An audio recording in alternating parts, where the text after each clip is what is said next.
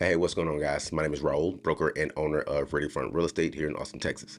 In this video, we're going to cover the two things you want to factor in as a 100% disabled veteran looking to purchase a home in Texas.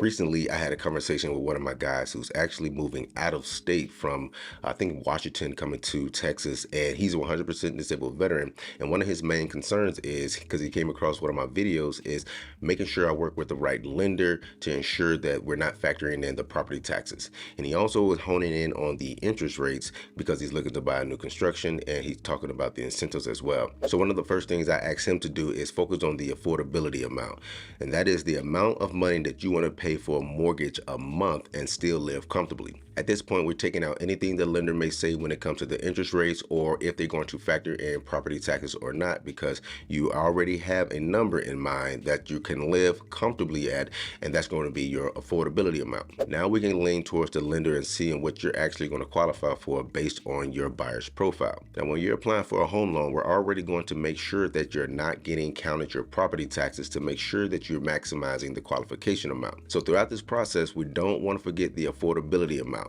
Regardless if the property taxes are in or out, that affordability number is what we're going to stick to. For example, if you're looking and say, okay, the lender says you qualify for $400,000 with taxes, $420,000 without taxes. So with the affordability amount, your max that you can purchase based on the average interest rate is going to be $380,000. At this point, whether the property taxes are in or out, you still can afford that house. Now, once we get the home under contract and we're looking at the final numbers, it's called the loan estimate. And as you get closer, it's going to be the settlement statement. This is going to break down your monthly payments from a mortgage, property taxes, hazardous insurance, HOA, all of the above is going to be within this number. Here is what we want to make sure that number is not including the property taxes. The qualification amount, yes, we want the property taxes not to be included if you need that extra boost, I'll say, to stay within that affordability amount. It's like, I can get this house and I'm still comfortable without the property taxes. So yeah, you can get a more expensive house. But if it's under, even including taxes, you're good to go regardless. Now, the second time we look for this property taxes number is, like I said, within the settlement statement, but we want to make sure that it is not counted in here. Now, even if the lender do take out the property taxes and what could be a $2,400 a month, take out the property taxes, you're looking at $1,800 a month. And that is a real scenario. The property taxes can take off about $600 a month, depending on where you buy that house. Now, if we got that knocked down to $1,800 a month, you as a veteran is still responsible for applying for your property tax exemption after you close through the county.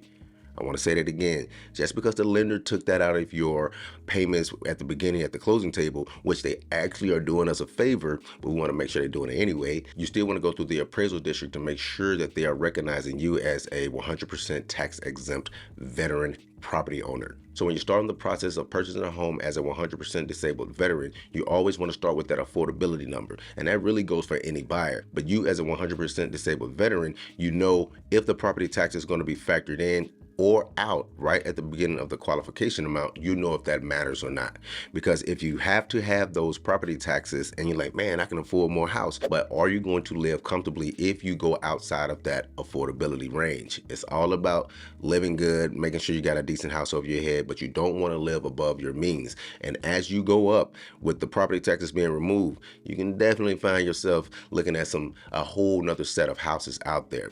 But once you get that property taxes in or out, factor that in. The main thing towards the end, right before you close, is the property taxes not being counted on day one. After that, make sure you apply with your appraisal district, because that's the last thing you want is a property tax bill coming in the mail. Just because the lender didn't include it in your mortgage doesn't mean the county is tracking. I hope this helps. Again, my name is Raul, broker in the Austin area. If you have any questions, feel free to leave a comment below, and I look forward to the next video.